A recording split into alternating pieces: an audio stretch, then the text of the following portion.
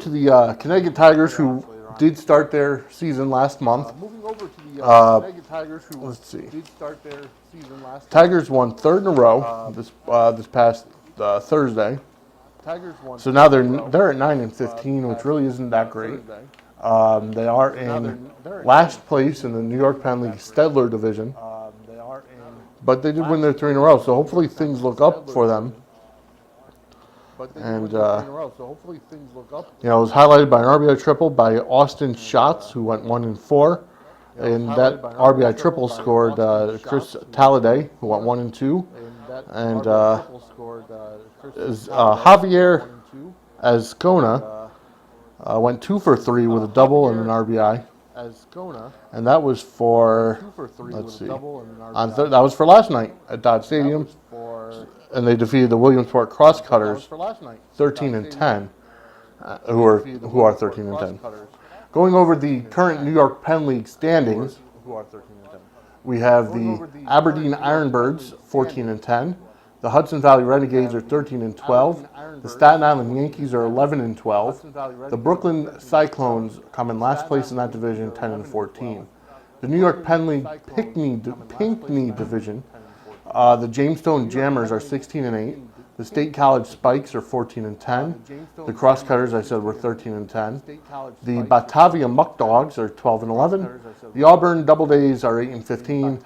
The Mahoning Valley Scrappers are 7-18. And then the Steadler division, the Tri-City Valley Cats are 16-9. The Lowell Spinners, 14-9.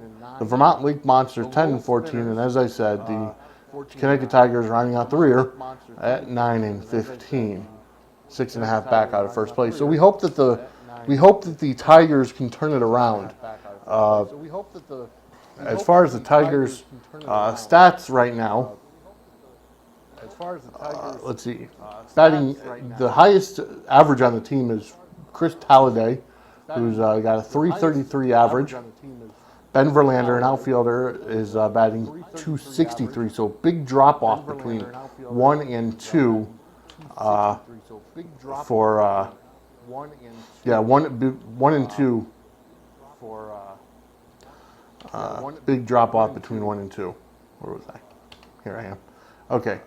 Then Dominic Fiocello, their first baseman, at .259.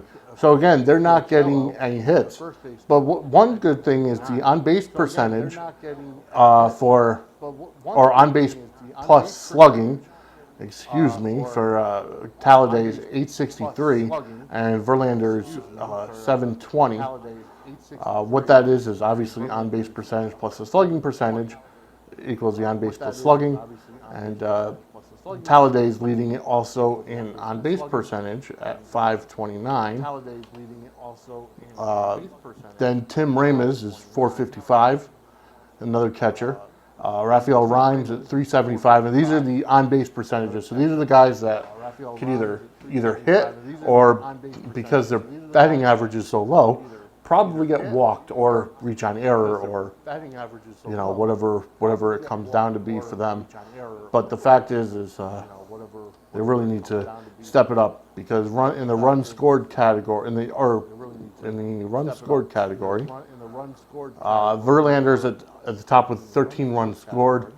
Nobody on the team has more than 2 home runs. Of course, they just started about a month ago, so give it time. But remember, these guys are the short season single A division team from the Detroit Tigers. So these guys will be up on the Tigers roster maybe in 3 to 4 years once they hone their craft. And these guys are just coming out from the draft that was early in June.